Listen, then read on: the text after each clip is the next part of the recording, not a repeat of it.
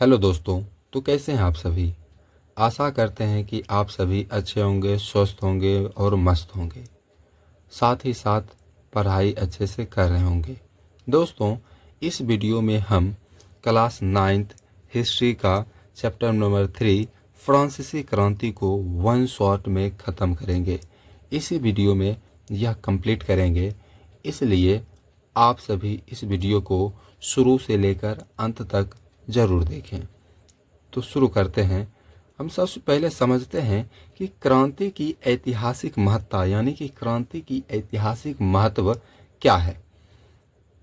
तो देखते हैं, 1789 की फ्रांस की क्रांति यूरोप के इतिहास की एक युगांतकारी घटना थी। यानी फ्रांस की जो क्रांति हुई थी वो हुई थी 1789 में, और ये एक महत्वपूर्ण घटना थी। इसने राजतंत्र का अंत कर लोकतंत्र की स्थापना की और स्वतंत्रता, समानता, भ्रातृत्व जैसे नए विचारों को जन्म दिया। इस क्रांति ने यूरोप की पुरानी परंपराओं और संस्थाओं को चुनौती दी। तो दोस्तों, फ्रांसीसी क्रांति जो कि 1789 में हुआ था, इसने यूरोप में राजतंत्र का अंत करके लोकतंत्र की स्थापना की और स्वतंत्रता, समानता एवं भाईचारे जैसे विचारों को जन्म दिया। इस क्रांति ने यूरोप में पुरानी जो परंपराएं थी उसे समाप्त कर दी। आगे देखते हैं, क्रांति की पृष्ठभूमि और प्रेरणा यानी कि फ्रांसीसी क्रांति जो शुरू हुआ, कैसे हुआ और किससे प्रेरित था। तो ध्यान से देखें कि 1776 में अमेरिकी स्वतंत्रता संग्राम ने फ्रांस की जनता को प्रेरित किया। किसके लिए? क्रांति के लिए। अमेरिका की सफलता ने फ्रांस में स्वतंत्रता की भावना को बल दिया। तो दोस्तों, आपको बता दें, आप दूसरा चैप्टर में पढ़े हैं कि अमेरिकी स्वतंत्रता संग्राम में फ्रांसीसी सेना ने लाफायते के नेतृत्व में अमेरिका की ओर से इंग्लैंड के खिलाफ युद्ध किया था। जब वही फ्रांसीसी सेना अमेरिका से अपने देश फ्रांस वापस आया तो उन्होंने अपने अधिकारों की मांग की, और मांग नहीं मिलने के कारण वहां के जनता एवं सेनाओं ने राजा के खिलाफ क्या किया? आंदोलन किया, क्रांति किया। तो आशा करते हैं कि यहाँ तक आप समझ गए होंगे। अब आगे देखते हैं फ्रांसीसी क्रांति के कारण, यानी कि फ्रांसीसी क्रांति का कारण क्या था। तो इस अभी शॉर्ट में देखते हैं। पहला, राजनीतिक कारण। तो शासक निरंकुश थे और जनता को कोई अधिकार नहीं था।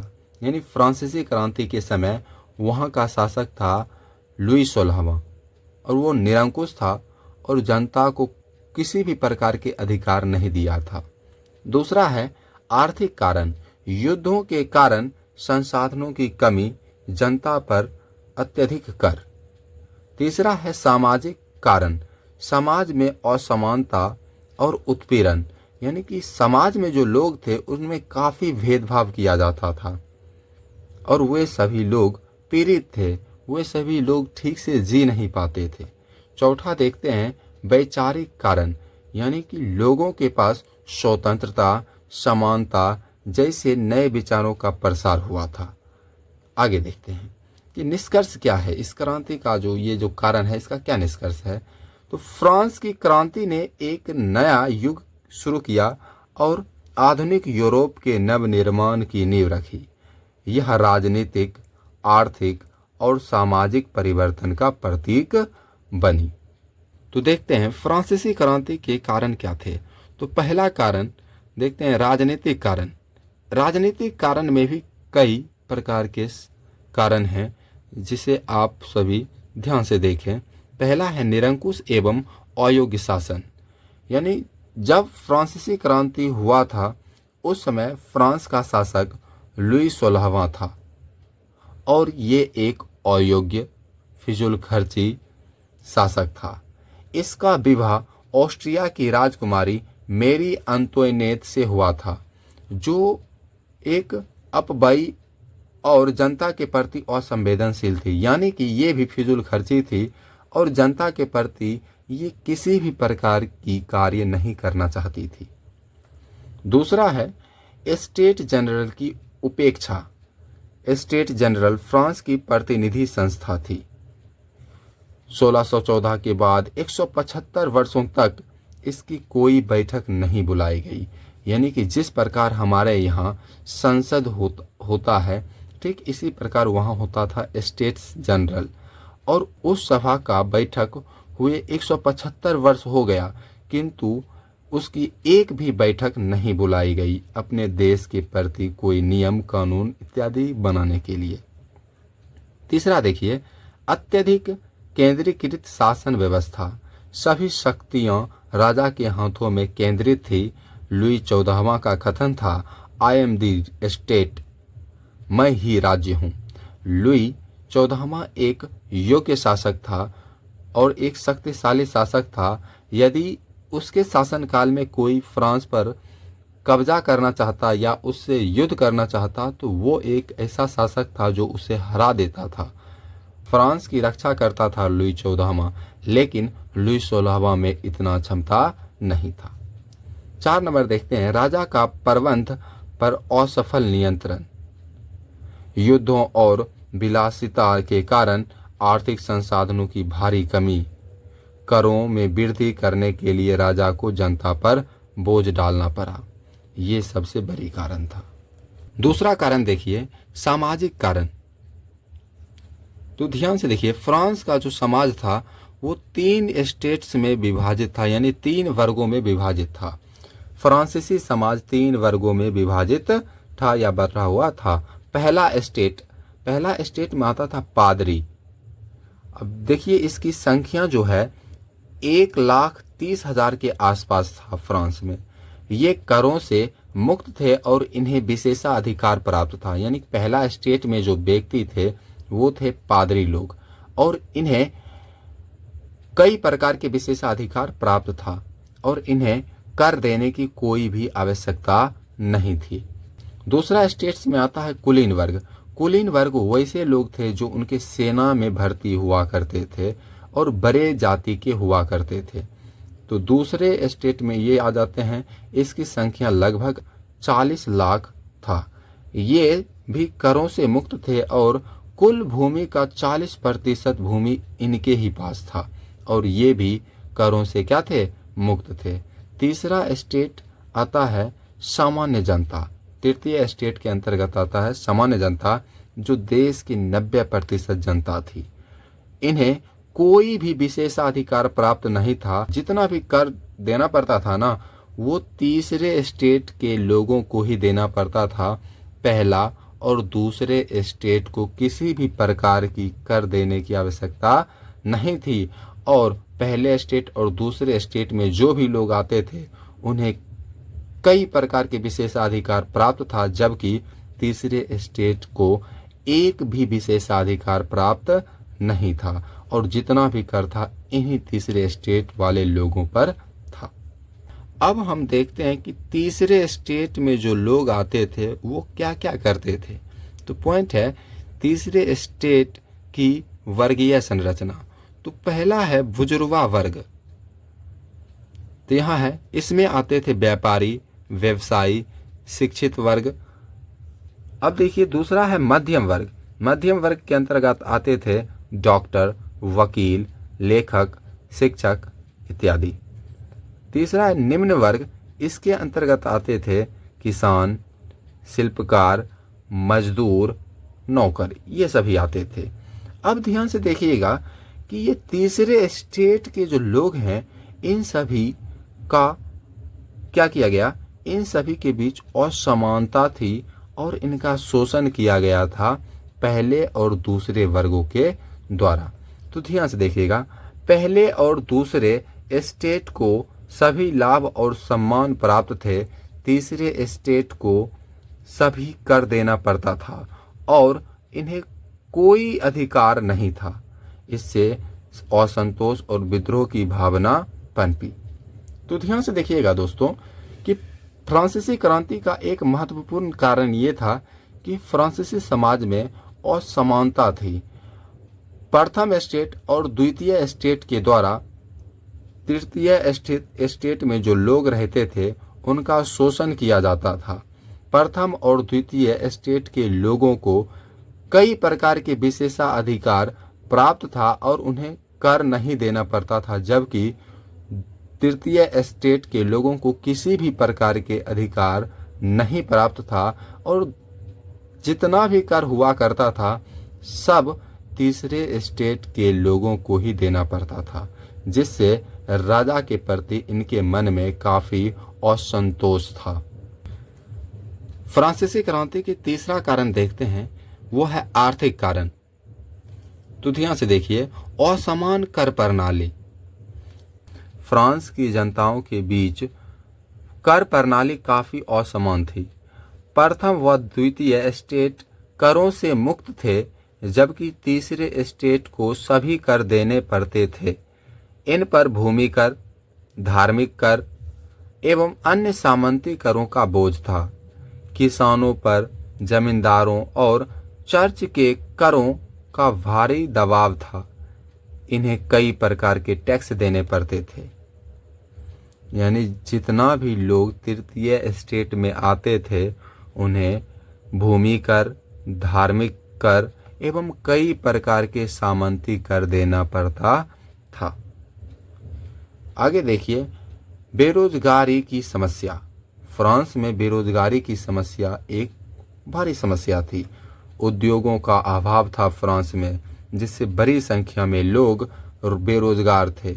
मेहनत कश वर्ग को रोजगार नहीं मिल पा रहा था। जो लोग मेहनती भी थे उन्हें भी रोजगार नहीं मिल पाता था। आगे देखिए, गिल्ड की पाबंदियां व व्यापार में असंतुलन। गिल्ड की सख्त नीतियों के कारण कारीगरों पर प्रतिबंध थे।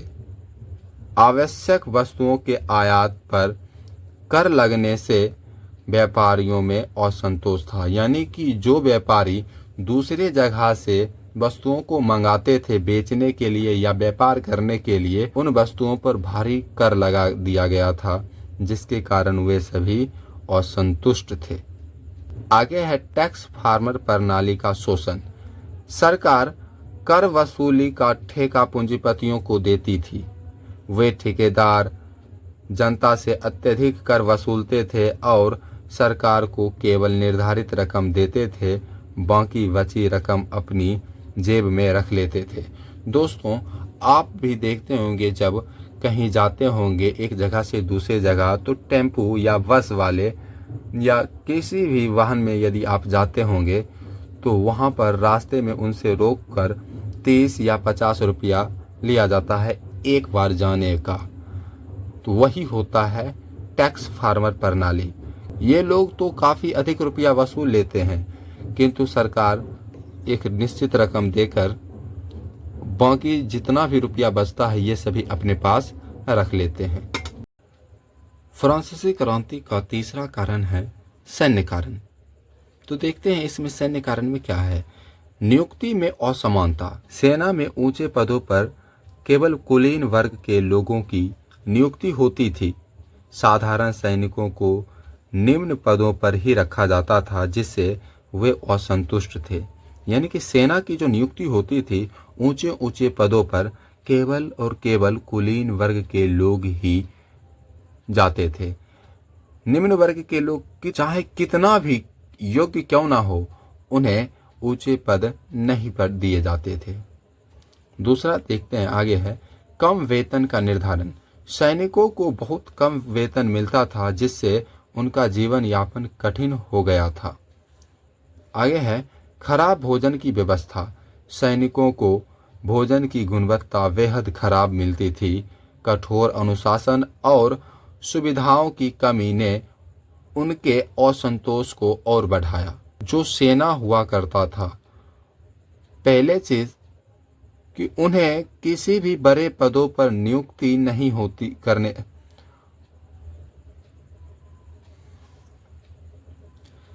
तीसरा देखते हैं सैन्य कारण। तो सैन्य कारण में हम देखेंगे कि सेनाओं की जो नियुक्ति होती थी उसमें काफ़ी असमानताएं पाई जाती थी। ऊंचे ऊंचे पदों पर केवल कुलीन वर्ग के लोग ही जाते थे। निम्न वर्ग के लोग साधारण सैनिकों में ही नियुक्त हो पाते थे।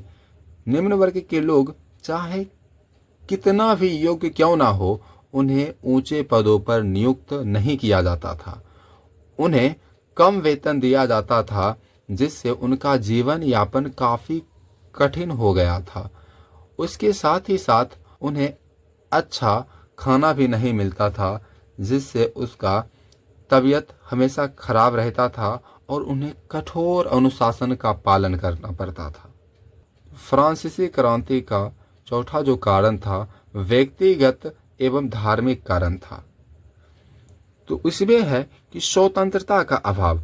फ्रांस में व्यक्तियों को भाषण, लेखन और विचार की स्वतंत्रता नहीं थी। धार्मिक स्वतंत्रता का भी अभाव था। वे अपने मन से किसी भी धर्म को अपना नहीं सकते थे। फ्रांस एक राजधर्म के अनुसार चलता था। कैथोलिक धर्म से हटकर कोई भी विचार सहन नहीं किया जाता था। वहाँ के जो शासक थे वे चाहते थे कि देश में जितना भी लोग हैं वो सब कैथोलिक धर्म में ही आ जाए। आगे है मनमानी गिरफ्तारियाँ। राजा या उसके आदमी किसी भी व्यक्ति को बिना अभियोग, बिना वारंटी की गिरफ्तार कर सकता था। ऐसी गिरफ्तारी लेटर्स दे कैचेट के द्वारा होती थी। यानी राजा या उनके आदमी को बिना किसी कारण कि किसी भी व्यक्ति को पकड़ना रहता, उन्हें पकड़कर गिरफ्तार करके जेल में डाल सकता था। कानूनी एकरूपता का अभाव, यानी कि वहाँ का जो कानून था वो सभी जनताओं के लिए एक समान नहीं था। पूरे फ्रांस में एक समान कानून लागू नहीं थे।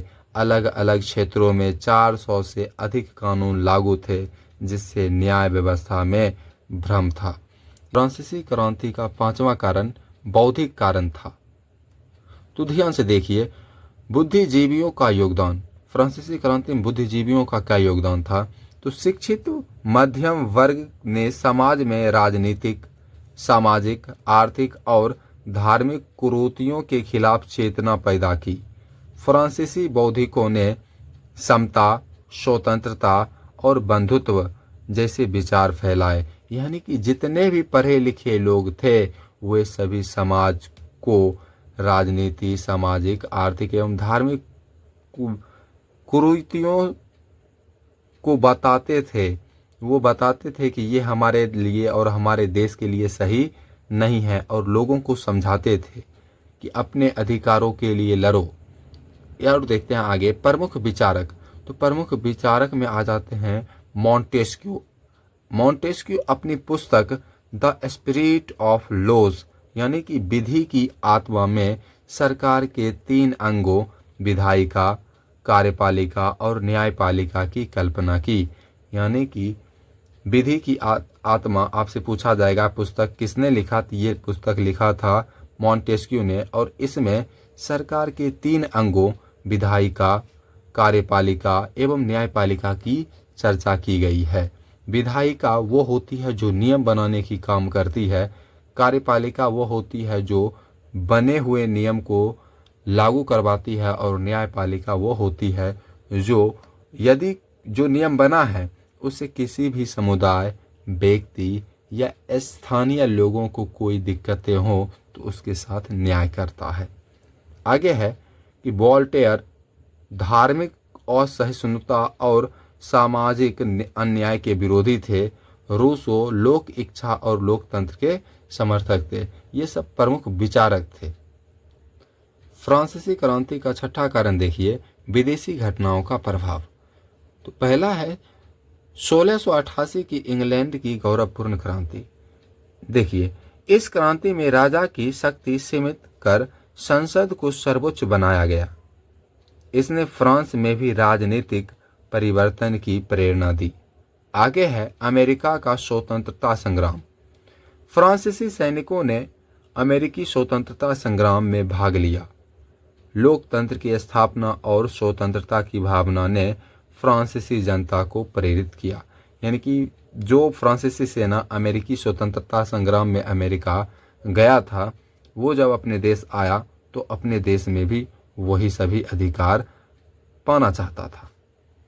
सातवां कारण देखिए, क्रांति का घटनाक्रम, टेनिस कोर्ट शपथ। यानी इसमें क्या हुआ, तो इसमें पृष्ठभूमि देखते हैं सबसे पहले कि सन 1789 में राजा लुई 16वें को धन की आवश्यकता पड़ी, इसलिए उसने 5 मई 1789 को स्टेट्स जनरल की बैठक बुलाई। इसको जब रुपया पैसा की जरूरत पड़ा तब ये स्टेट जनरल की बैठक बुलाई, उससे पहले नहीं बुलाया गया था स्टेट जनरल की बैठक। इसमें 3 स्टेट्स के प्रतिनिधि बुलाए गए। प्रथम धर्मगुरु को बुलाया गया, दूसरा राजा के समर्थक को बुलाया गया, तीसरा सामान्य जनता को भी बुलाया गया। अब जब ये बैठक हुई तो इसमें क्या क्या घटना घटी, तो मुख्य घटनाओं को देखते हैं। तृतीय स्टेट ने जनसंख्या के आधार पर सभी प्रतिनिधियों को समान मत देने की मांग की, लेकिन यह मांग राजा द्वारा अस्वीकार कर दी गई। 20 जून 1789 को तृतीय स्टेट्स के प्रतिनिधियों को सभा भवन से बाहर निकाल दिया गया। उन्होंने पास के एक टेनिस कोर्ट में जाकर बैठक की और यह शपथ ली कि जब तक एक संविधान नहीं बन जाता जो राजा के शक्ति को सीमित करता हो, तब तक वे नेशनल असेंबली के रूप में एकजुट रहेंगे और सभा भंग नहीं करेंगे। यानी जब इस तीनों को बुलाकर बैठक किया गया तो उस समय तृतीय स्टेट्स के जो लोग थे वो सभी चुनाव करवाना चाहते थे, लेकिन राजा को यह मंजूर नहीं था। इसलिए राजा ने इन सभी लोगों को बाहर निकाल दिया और जब ये लोग बाहर आए तो ये टेनिस कोर्ट में जाकर बैठक किए और वहां शपथ लिए कि जब तक कोई ऐसा संविधान नहीं बनेगा जो राजा के अधिकारों को सीमित कर दे, राजा के शक्तियों को सीमित कर दे, तब तक हम नेशनल असेंबली के रूप में एकजुट रहेंगे और यह सभा भंग नहीं करेंगे। अब इसका क्या महत्व निकला, तो देखते हैं। यह घटना फ्रांसीसी क्रांति का आरंभिक और क्रांतिकारी कदम थी। इसने राजशाही शासन के खिलाफ जन आंदोलन की नींव रखी। फ्रांसीसी क्रांति के 8वां कारण देखिए, बैस्टिल का पतन और मानवाधिकारों की घोषणा। एम देखते हैं बैस्टिल का पतन। 14 जुलाई 1789 को क्रांतिकारियों ने पेरिस स्थित बैस्टिल जेल पर हमला किया। बैस्टिल एक जेल था, ठीक ना। बैस्टिल दुर्ग तानाशाही और राजा के अन्याय का प्रतीक था। क्रांतिकारियों ने जेल की दीवारें तोड़ दी और बंदियों को मुक्त कराया। यानी कि राजा के द्वारा जितने भी निर्दोष लोगों को बैस्टिल के जेल में बंद किया गया था, उन सभी लोगों को बाहर निकाल लिया गया। दूसरा देखिए, मानव और नागरिकों के अधिकार की घोषणा। 26 अगस्त 1789 को राष्ट्रीय सभा ने मानव और नागरिकों के अधिकारों की घोषणा को पारित किया। इसमें मुख्य रूप से निम्नलिखित बातें शामिल थी। यानी कि मानवाधिकारों में क्या कौन कौन सी बातें शामिल थी उसके बारे में नीचे दिया गया है। था कि सभी लोगों या मनुष्य को समान स्वतंत्रता और अधिकार प्राप्त है। यानी कि सभी लोगों को समान स्वतंत्रता और अधिकार दिए गए। दूसरा देखिए, किसी भी व्यक्ति को बिना किसी कारण गिरफ्तार नहीं किया जा सकता है। तीसरा देखिए, कानून के समक्ष सभी समान हैं। यानी कि कोई राजा का ही बेटा क्यों ना हो या कोई गरीब का ही बेटा क्यों ना हो, यदि नियम लागू होगा तो राजा के बेटा पर भी होगा और गरीब के बेटे पर भी होगा, लेकिन समान कानून लगेगा। चौथा देखिए, अभिव्यक्ति, विचार और धर्म की स्वतंत्रता होनी चाहिए। यानी कि लोग अपनी इच्छा को कहे, अपने विचार को रखे, अपने अनुसार अपने धर्म को परिवर्तित कर सके। जो धर्म उसको अच्छा लगता है उस धर्म में जाकर अच्छे से जीवन यापन कर सके, इसकी स्वतंत्रता दी गई। कुछ नोट पॉइंट है, उसको ध्यान से देखिएगा। संवैधानिक राजतंत्र की स्थापना, तो ये महत्वपूर्ण पॉइंट है कि संवैधानिक राजतंत्र की स्थापना। तो 1791 में एक नया संविधान बनाया गया जिसमें राजा की शक्तियां सीमित कर दी गई। यह व्यवस्था संवैधानिक राजतंत्र कहलाई। यानी कि 1791 में फ्रांस का एक नया संविधान बना जो राजा की शक्तियों को सीमित कर दिया। आगे है राजा लुई 16वें का अंत और गणराज्य की स्थापना। यानी कि राजा लुई 16वां का अंत कैसे हुआ? तो राजा लुई 16वें ने संविधान को अपनाने से इनकार कर दिया और भागने की कोशिश की। उन्हें देशद्रोही करार देकर 1793 में मृत्यु दंड दे दिया गया और इसे गिलोटीन से काट दिया गया। इसके बाद फ्रांस में गणराज्य की स्थापना हुई। आतंक राज यानी आतंक का राज। अक्टूबर 1793 से जुलाई 1794 तक का समय आतंक राज कहलाता है। इसका नेतृत्व जैकोबिन क्लब के नेता रॉबस्पियर ने किया। विरोधियों को देशद्रोही मानकर हजारों लोगों को गिलोटीन द्वारा मारा गया। 21 सितंबर 1792 को राजशाही समाप्त कर गणराज्य की स्थापना की गई। 22 सितंबर 1792 को फ्रांसीसी गणराज्य की घोषणा की गई। जुलाई 1794 में रॉबस्पियर को गिरफ्तार कर फांसी दे दी गई और आतंक राज का अंत हुआ। यानी कि आतंक का राज जो था उस समय का प्रमुख नेता था मैक्समिलियन रॉबस्पियर। जो व्यक्ति इसके खिलाफ जाता था उसे देशद्रोही घोषित करके उसे फांसी की सजा दे दिया जाता था। इसी को थोड़ा अन्य तरीके से दिया गया है नीचे, तो इसलिए ध्यान से देखें। आतंक का राज्य, इसका अवधि था आतंक का शासन 1793 से जुलाई 1794 तक चला। प्रमुख नेता मैक्समिलियन रॉबस्पियर इस काल का प्रमुख नेता था। वह जैकोबिन क्लब का सदस्य था और उसने नैतिकता के नाम पर सख्त कानून लागू किए। मैक्समिलियन रॉबस्पियर की नीतियां और कार्रवाई, यानी कि वो किस प्रकार की नीति बनाए और किस प्रकार कार्य किए, तो ध्यान से देखिए। जिन लोगों को क्रांति का दुश्मन समझा जाता था उन्हें गिलोटीन से मृत्यु दंड दे दिया जाता था। यानी कि क्रांति जो हुआ उसका दुश्मन जो था उसे फांसी दे दिया गया। राजा के खिलाफ जो जाता था उसे फांसी दे दिया जाता था। दूसरा है राजा लुई 16वें को जनवरी 1793 में और उसकी पत्नी मेरी अंतोइनेट को अक्टूबर 1793 में फांसी दी गई। तीसरा देखिए, किसानों से अनाज जब्त किया गया और काले बाजार पर रोक लगाई गई। आतंक के राज्य का प्रभाव क्या था देखते हैं। इस शासन काल में हजारों लोग मारे गए। जनता में भय और असंतोष। अब देखते हैं फ्रांसीसी क्रांति के परिणाम क्या आया। तो पहला देखते हैं पुरानी व्यवस्था का अंत। फ्रांसीसी क्रांति ने पुरानी सामाजिक राजनीतिक अर्थात पुरातन व्यवस्था को समाप्त कर दिया। राजा, कुलीन और चर्च के विशेष शक्तियां खत्म हो गई। दूसरा देखिए नई विचारधाराओं का उदय। स्वतंत्रता, समानता और बंधुत्व के सिद्धांतों को बढ़ावा मिला। नागरिक अधिकारों पर जोर पकड़ने लगी। तीसरा है धर्मनिरपेक्ष राज्य की स्थापना। राज्य को धर्म से अलग करके धर्मनिरपेक्ष राज्य की स्थापना की गई। जनता को अपने धर्म के चुनाव की आज़ादी मिली।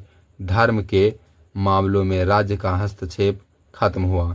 यानी कि धर्मनिरपेक्ष राज्य वह राज्य होता है जहां सरकार किसी भी धर्म का ना तो प्रचार कर सकता है ना किसी धर्म का विरोध कर सकता है। जनता को जो धर्म अपनाना होगा वह धर्म अपनाकर वो अपना जीवन यापन कर सकता है। उठा है जनतंत्र की स्थापना। राजा के दैवी अधिकार का सिद्धांत समाप्त कर दिया गया। और यह माना गया कि सत्ता का स्रोत अब जनता है। अब सरकार जनता की इच्छा से चलेगी, यानी कि जनता के द्वारा चुनी जाएगी और जनता के लिए काम करेगी।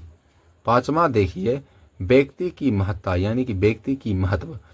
पहली बार यह विचार सामने आया कि हर व्यक्ति महत्वपूर्ण है।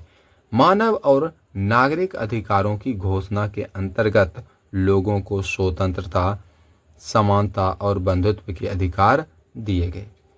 छठा देखिए, समाजवाद का आरंभ। फ्रांसीसी क्रांति में गरीबों और मजदूरों की स्थिति को ध्यान में रखते हुए सामाजिक समानता पर बल दिया गया। सातवां देखिए, व्यापार में वृद्धि। क्रांति के फलस्वरूप व्यापार और वाणिज्य में सुधार हुआ। पुराने कर, गिल्ड प्रणाली और व्यापारिक बाधाओं को हटाया गया, जिससे फ्रांस और इंग्लैंड के बीच व्यापार बढ़ा। दास प्रथा का उन्मूलन या अंत।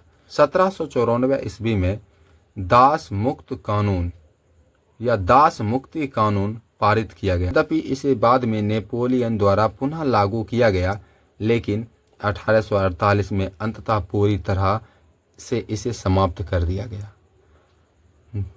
9 नंबर देखिए, सरकार पर शिक्षा का उत्तरदायित्व। शिक्षा को अब केवल चर्च या धर्मगुरुओं की जिम्मेवारी नहीं माना गया, बल्कि यह सरकार की जिम्मेदारी बनी। परिणाम स्वरूप कई विश्वविद्यालय और शैक्षणिक संस्थान खुले। 10वां देखिए, राष्ट्रीय कैलेंडर की शुरुआत। फ्रांस में नया कैलेंडर लागू किया गया जो ऋतुओं के आधार पर था। 12 महीने बनाए गए और उनके नाम जैसे ब्रूमेयर, थर्मिडोर इत्यादि थे। अब आगे देखते हैं कि फ्रांसीसी क्रांति का अन्य देशों पर क्या प्रभाव पड़ा। तो फ्रांसीसी क्रांति ने केवल फ्रांस तक ही सीमित न रहकर पूरे यूरोप और दुनिया के कई देशों को प्रभावित किया। यह क्रांति स्वतंत्रता, समानता और राष्ट्रवाद के विचारों को लेकर आई, जो अन्य देशों में भी परिवर्तन का कारण बने। पहला देखिए कि फ्रांसीसी क्रांति का इटली पर क्या प्रभाव पड़ा। तो इटली पर प्रभाव। इटली उस समय कई छोटे छोटे राज्यों में बटा हुआ था। फ्रांसीसी क्रांति के बाद इटली के लोगों में भी एकता और स्वतंत्रता की भावना जागृत हुई। नेपोलियन ने इटली पर आक्रमण कर वहां इटली गणराज्य की स्थापना की। इससे इटली में राष्ट्रवाद को बल मिला और बाद में इटली के एकीकरण की नींव पड़ी। इसके बारे में आप पढ़िएगा जब क्लास 10th में जाइएगा तब। अब देखते हैं जर्मनी पर फ्रांसीसी क्रांति का क्या प्रभाव पड़ा। तो जर्मनी भी उस समय लगभग 300 छोटे छोटे राज्यों में बटा हुआ था। नेपोलियन के सुधारों से जर्मनी के 28 राज्यों का विलय किया गया। क्रांति में स्वतंत्रता और समानता के विचारों ने जर्मन लोगों को एकजुट किया। इससे आगे चलकर जर्मनी के एकीकरण को बल मिला। अब तीसरा देखते हैं कि पोलैंड पर क्या प्रभाव पड़ा फ्रांसीसी क्रांति का। तो पोलैंड में स्वतंत्रता की लहर पहले भी थी, लेकिन सफलता नहीं मिली थी। फ्रांसीसी क्रांति के बाद फ्रांसीसी क्रांति के राष्ट्रवाद के विचारों ने वहां लोगों को प्रेरित किया। कई वर्षों की कोशिशों के बाद अंततः विश्व युद्ध के पश्चात पोलैंड एक स्वतंत्र राष्ट्र बन सका। अब देखते हैं इंग्लैंड पर फ्रांसीसी क्रांति का क्या प्रभाव पड़ा। नेपोलियन के युद्धों का इंग्लैंड पर भी असर पड़ा।